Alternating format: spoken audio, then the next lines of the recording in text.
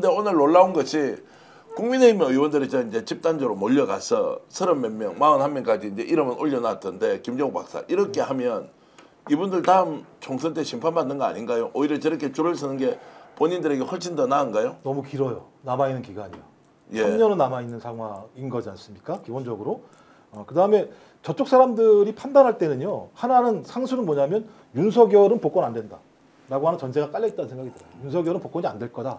복권이 안 됐을 때 소위 당의 생존을 위해서 어떻게 이 당의 권력 구조를 재편할 것인가의 문제에 가장 큰 관심이 있는 상황인 거죠. 그러면 맨 상위에 있는 사람들은 어떤 관심이겠습니까? 소위 조기 재선 과정에서 내가 얼마만큼 높은 경선 영향력을 확보할 수 있을 것인가 문제가 가장 클 겁니다. 그래서 아마 그 사람들은 다 지금 정광훈과 같은 목소리를 내고 있는 거죠. 왜냐하면 정광훈과 같은 세력들을 많이 가지고 있을 때 자기가 경선에서 유리한 구조를 가질 수밖에 없다는 생각이 있는 것이고 지금 가 있는 사람 대부분 TK하고 친윤들이잖아요. 따지고 보면.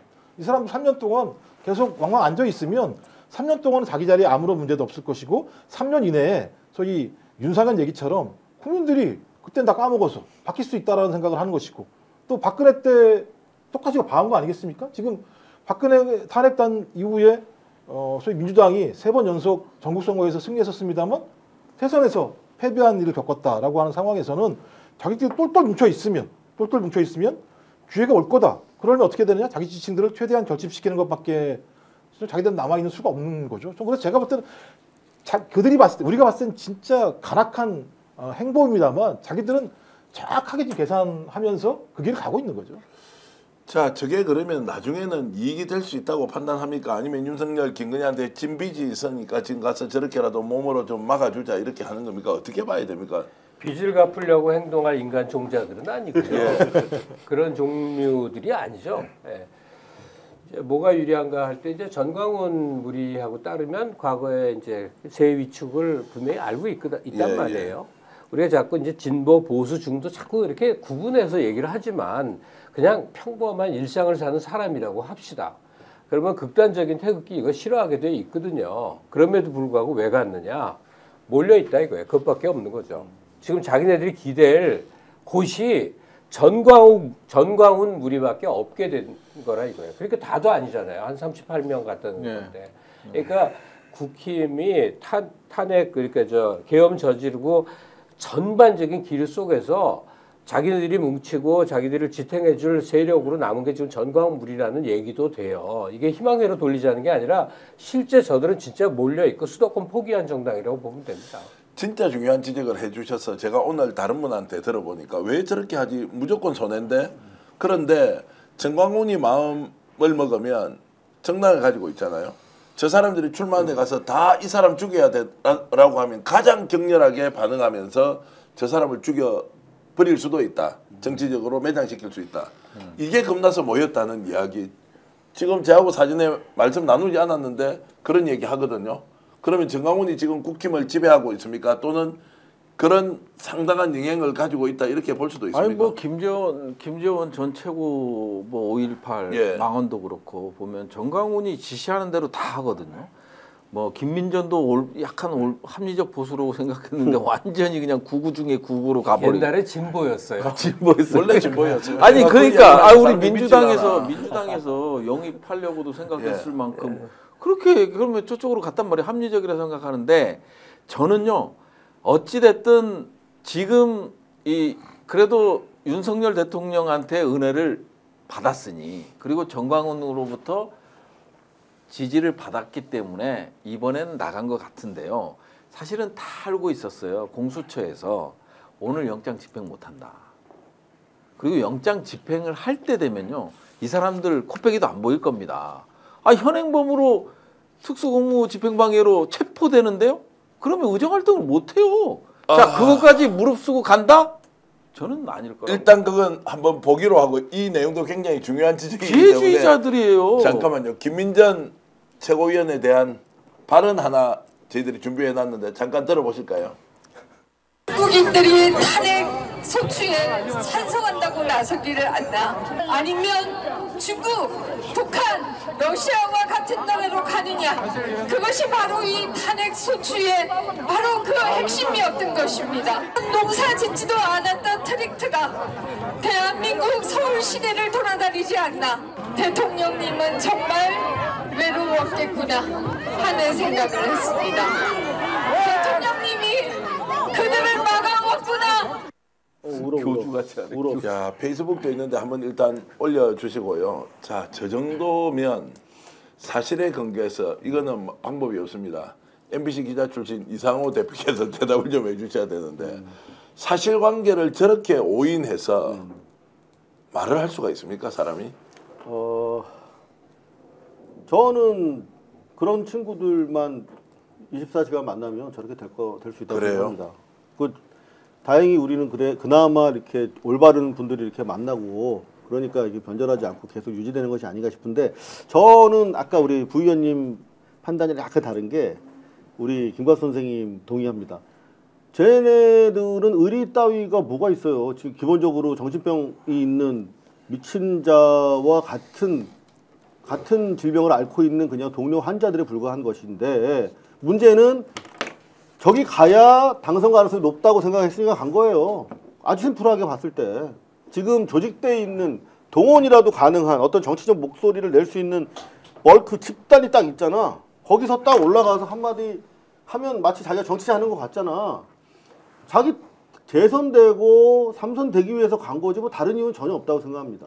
조금 전에 페이스북 올려놨던 거 한번 사진 한번 보여주십시오. 점퍼를 누가 입고 있었는데 그 옆에 아마 중국에 있는 대학의 유학생이든 어디든 이제 저걸 지금 자신의 페이스북에 이렇게 올려놨다가 이거 말도 안 된다라고 하면서 바로 이제 내리긴 했는데 저런 정도의 근거를 가지고 찬성 집회는 중국인이 대부분 맞네요. 중국 대학의 학과 점퍼입니다. 이제 이렇게 해놓은 저게 그 현장 사진인지 아닌지 두 번째는 현장 사진이라 하더라도 누구든지 점퍼를 입을 수 있는 거 아니에요. 그거 보니까 중국인이 맞네. 그래서 저기에 모인 탄핵 집회에 모인 사람들이 다 중국인이다. 알고 보니까 러시아하고 북한하고 내통하고 있다.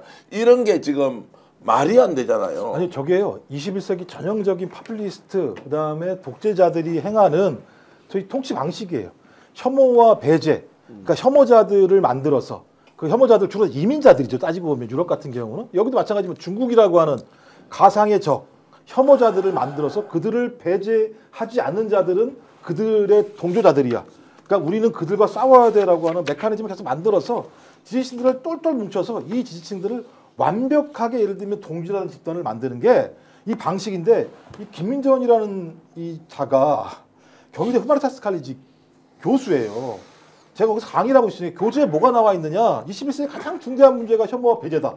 이걸 가르치는 데가 거기예요.